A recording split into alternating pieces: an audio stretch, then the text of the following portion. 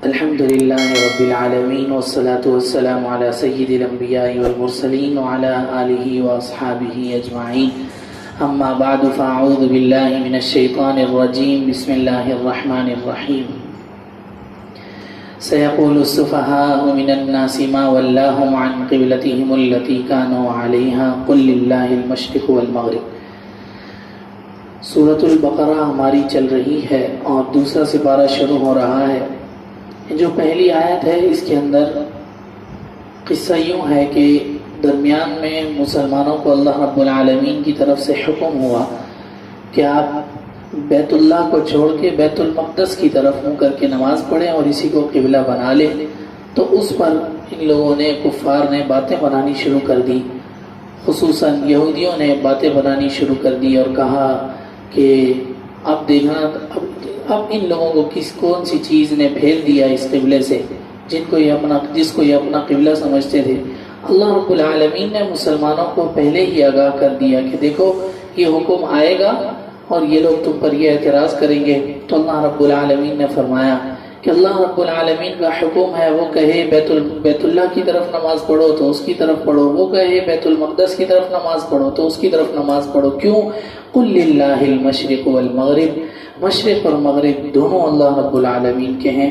اس کے بعد آگے امت محمدیہ کی فضیلت بیان کی اور پھر اس کے بعد آگے جا کے اللہ رب العالمین نے احکامات شروع فرمائے ہیں، احکامات کا بیان شروع فرمایا ہے. چنانچہ ان الصفا والمروہ من شعائر اللہ، صفا اور مروہ اللہ رب العالمین کی شعائر میں سے ہیں. دراصل صفا اور مروہ زمانے جاہلیت میں کفار نے صفا مروہ پہ دو بت رکھے ہوئے تھے اور وہ ان کی پوجا کرتے تھے اور ان کا طواف کرتے تھے اور اس کو ثواب سمجھتے تھے.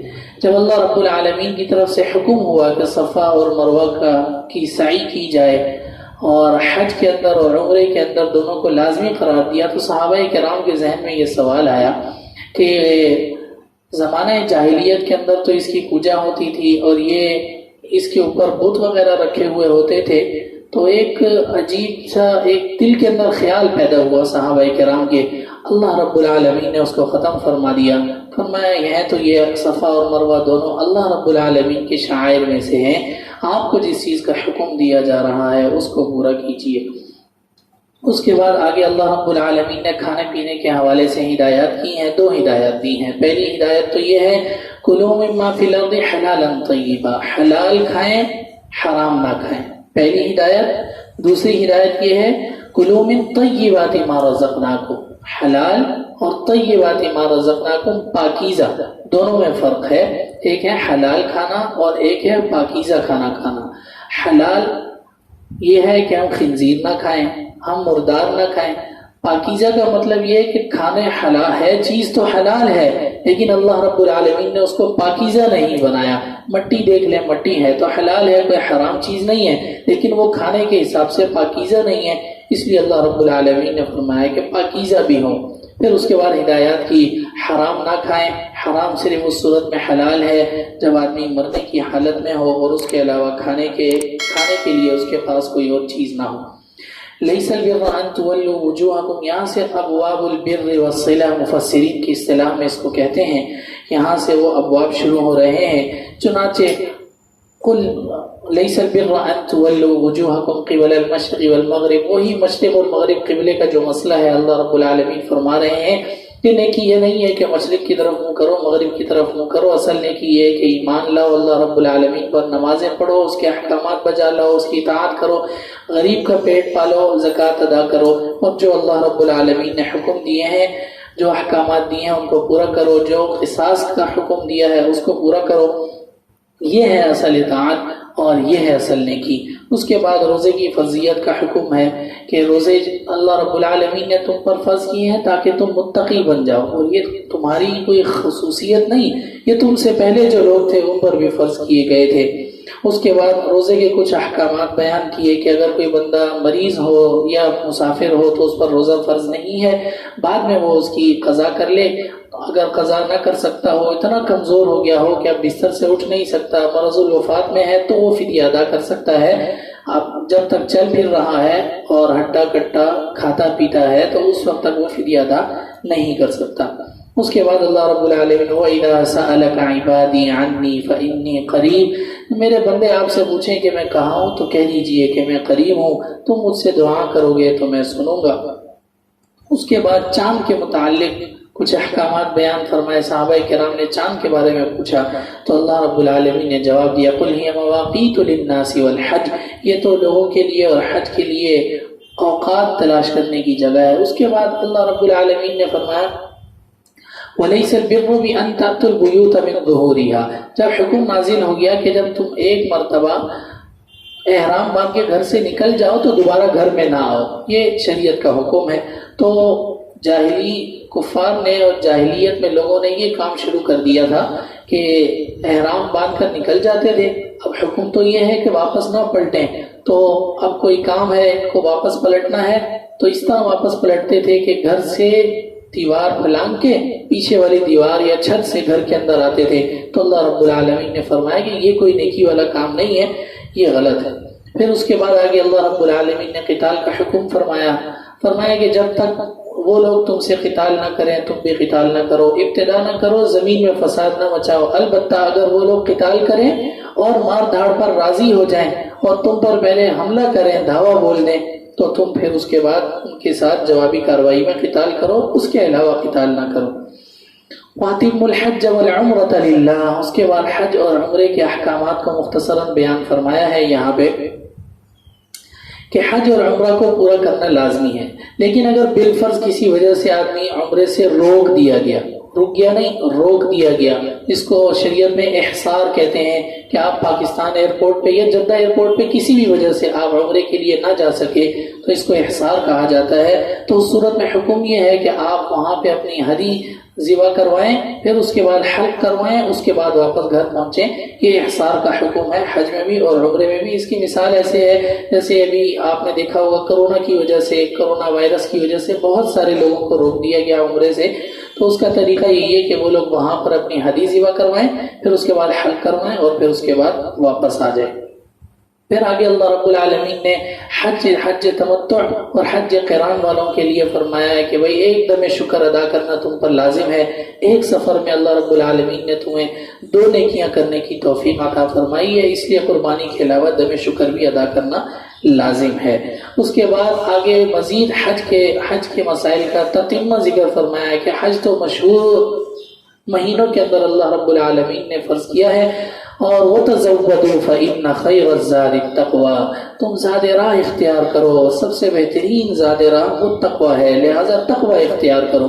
مقصد یہ ہے کہ حج کا مقصد، روزوں کا مقصد، جتنی عبادات پیچھے ذکر کی ہیں ان سب کا مقصد یہ ہے کہ تم تقویٰ اختیار کرو، متقی بن جاؤ۔ اس کے بعد اللہ رب العالمین نے دعا کرنے والوں کی 2 قسمیں ذکر فرمائی ہیں، ایک تو وہ لوگ ہیں جو صرف دنیا مانگتے ہیں اور ایک وہ لوگ ہیں جو دنیا بھی مانگتے ہیں آخرت بھی مانگتے ہیں۔ تو اللہ رب العالمین نے ارشاد فرمایا کہ جو دنیا اور آخرت دونوں مانگتے ہیں ان کا دونوں میں حصہ ہے، اللہ رب العالمین دونوں میں ان کو بھلائی عطا فرمائے گا۔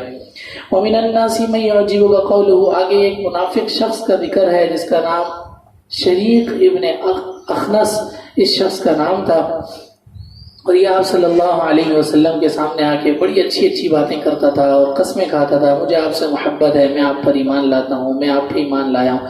لیکن جب وہاں سے جاتا تھا کبھی لوگوں کو مارتا تھا، کبھی لوگوں کی مویشیاں جلا دیتا تھا، کبھی کسی کی کھیتی جلا دیتا تھا۔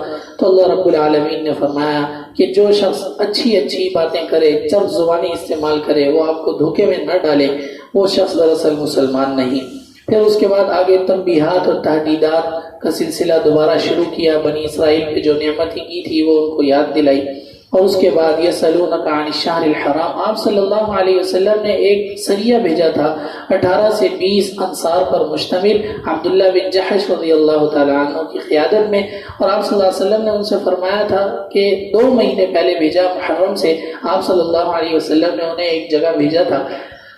آپ صلی اللہ علیہ وسلم نے کوئی لڑائی کے لیے نہیں بھیجا تھا، مقصد کچھ اور تھا، لیکن اچانک ایسے ہوا کہ جب یہ مکہ اور طائف کے درمیان مقام نخلہ پہ پہنچے تو وہاں پہ کفار کا ایک لشکر نظر آیا، تو صحابہ کرام نے ان کے اوپر حملہ کر دیا اور جو ان کا ساز و سامان تھا وہ لے کے واپس آ گئے۔ اب صحابہ کرام سمجھ رہے تھے کہ یہ وہ جو تاریخ تھی وہ یکم محرم الحرام تھی. صحابہ کرام سمجھ رہے تھے کہ یہ یکم محرم نہیں ہے. تو بہرحال ان 4 مہینوں کے اندر جنگ کرنا جاہلیت کے زمانے سے حرام تھا اور شریعت نے بھی اس کو اسی طرح باقی رکھا. تو یہ اس پہ اعتراض کرنے لگے کہ یہ کیسی بات ہے کہ جاہلیت اور شریعت نے جن کے اندر جنگ کو حرام رکھا ہے، آپ تو اور آپ کے صحابہ اس کے اندر جنگ کر رہے ہیں. تو آپ صلی اللہ علیہ وسلم نے فرمایا کہ اس سے بڑا گناہ یہ ہے، ٹھیک ہے غلطی ہو گئی صحابہ کرام سے نادانستہ، لیکن اس سے بڑا گناہ یہ ہے کہ مسجد سے بیت اللہ سے لوگوں کو روکنا، قتال سے لوگوں کو روکنا اور اللہ رب العالمین کی نافرمانی کی طرف ابھارنا.